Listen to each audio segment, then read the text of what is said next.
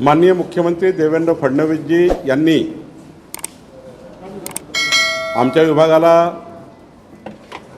100 दिवस 150 दिवस प्रशासकीय सुधारणा टार्गेट दिला होता आणि या टार्गेटमध्ये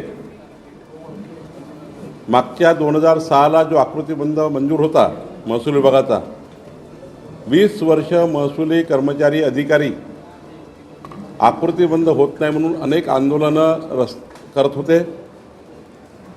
आपण बघितलं असाल, तलाठ्याचे आंदोलन झाले, मंडळ अधिकाऱ्याचे आंदोलन झाले, तहसीलदारचे आंदोलन झाले, पण आकृतीबंध मंजूर होत नव्हता। पण आज शासनाने 35,876 पदांचा तलाठी ते ॲडिशनल कलेक्टर असा आकृतीबंध मंजूर केला। मुद्रांक महानिरीक्षकचाही आज आकृतीबंध मंजूर झाला, IGRचा आकृतीबंध मंजूर झाला, जमाबंदी आयुक्ताचाही झाला। आता या आकृतीबंधामध्ये नव्याने 11 ॲडिशनल कलेक्टर कार्यालय, त्यामध्ये नागपूरमध्ये आहे एक ॲडिशनल कलेक्टर कार्यालय, सोबत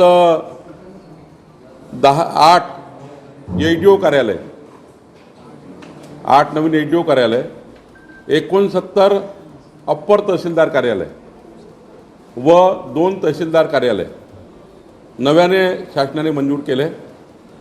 आणि यामधून आता जिल्हाधिकारी आणि विभागीय आयुक्त बसून सीमांकन होणार आहे आणि मग कुठलं हेडक्वार्टर असलं पाहिजे अप्पर तहसीलदारचं, कुठलं हेडक्वार्टर 8 प्रांताचं असेल ते हेडक्वार्टर, 11 ॲडिशनल कलेक्टर दिले त्याचे हेडक्वार्टर काय असेल, हा निर्णय आता त्याची प्रशासकीय पुनर्रचना लवकरच होईल।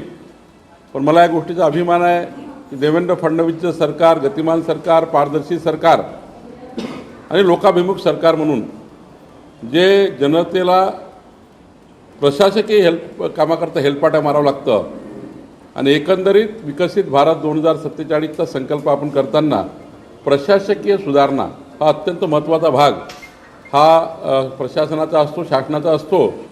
यापूर्वी शासनाने केलेल्या निर्णयाच्या व्यतिरिक्त माननीय देवेंद्र फडणवीसजीचं सरकार, आमचं सरकार हे प्रशासन जोपर्यंत मजबूत होणार नाही त्याला पूर्ण पाठिंबा मिळणार नाही, पूर्ण ताकद प्रशासनाच्या मागं सरकार उपलब्ध करणार नाही तोपर्यंत अधिक गतिमान शासन होणार नाही।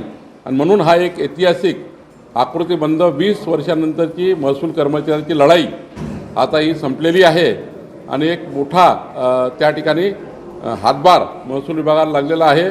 एवढंच नाही, या वर्षभरामध्ये 750 कर्मचारी अधिकाऱ्याचे प्रमोशन्स आमच्या विभागाने केले आहेत, त्यामुळं एक प्रमोशनसुद्धा मोठ्या प्रमाणात झाले आहेत। एक मोठी प्रशासकीय सुधारणा आम्ही केली आहे।